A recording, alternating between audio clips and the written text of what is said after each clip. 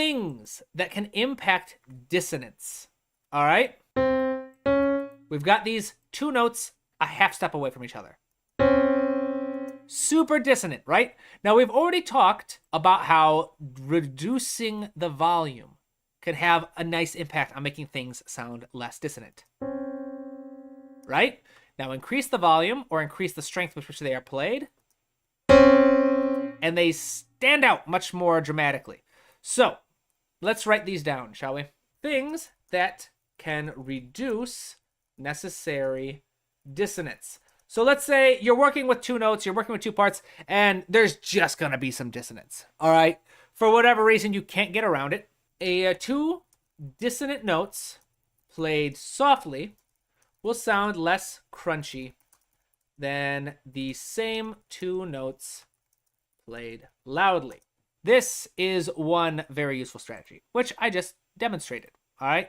So playing these, playing them at a moderate volume, playing them super softly, and then playing them super loudly is going to have a massive impact on just how in your face they are. The next strategy is something called octave displacement. If we have these two notes play, and then we just say, all right, yeah, we're going to have these two notes, but we're just going to separate them by an octave. Suddenly they're going to sound, again, still crunchy, but a little less crunchy. All right, you double that with a softer performance, and suddenly it's not nearly as crunchy. It's still dissonant, lots of tension, but not necessarily unpleasant, right? Ooh, I'm having fun. Okay, this is the kind of stuff I love about music theory. It's just finding little things that work. Different kind of rules of nature, rules of music as to what impacts the quality of the sound. So, two dissonant notes displaced by an octave will sound slightly less crunchy than the same two notes not displace. All right, so technically you could say, yeah, these two were not displaced by an octave. Technically, if we still added more space, if I wanted to have them in the same order, for example, a true displacement by an octave would take the C sharp and raise it an octave, so that there's more than an octave space between the two. And again, same thing. If you drop it, super crunchy, you bring it up, slightly less. You reduce the volume a little bit, even less. All right, so again, it's not about getting rid of the dissonance. It's about getting rid of that crunchy, unpleasant nature of it. Here's another one. We're going to call this a, what are we going to call this? There's a specific term for it. But basically the idea where you, a displacement of the articulation point.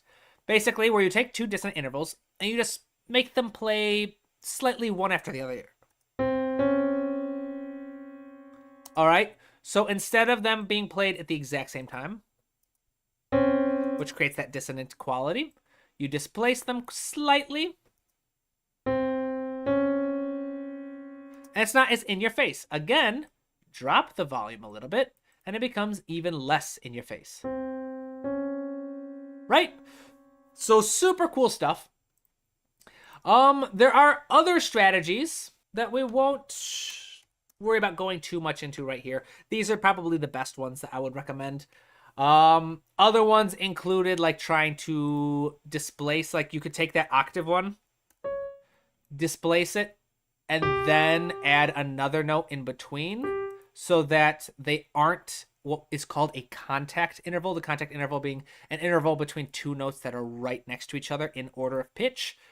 So if you separate the contact interval, again, a little less crunchy, a little less unpleasant, more palatable on the ear, right? So we'll write that one down too. What was the other one? Displacing the points of articulation. Remember, the point of articulation is just a fancy term for basically the moment in time where a note starts. Like at which point rhythmically does that musical note start? So if you take two crunchy dissonant notes and you make them start at different points, they'll sound a little softer. If you say use the octave displacement and place a new note in between them.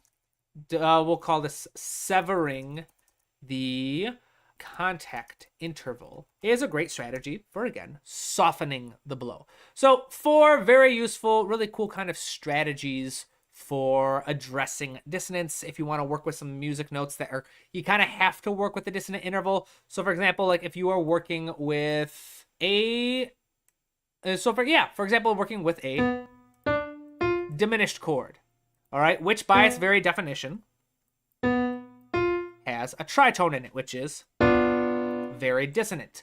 You can make this more palatable by playing it softer. You can make it more palatable by separating the tritone by an octave. Right? You can do it by having these be separated by articulation point. All these little strategies can be used in a nice kind of practical application for softening certain dissonant sounds.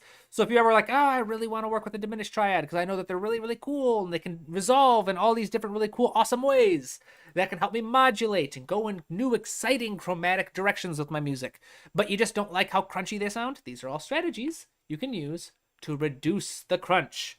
Sort of like getting your cereal soggy before you eat it. I don't know why you would do that. That sounds nasty, but hey, I guess don't yuck someone's yum, I think is something my friend says.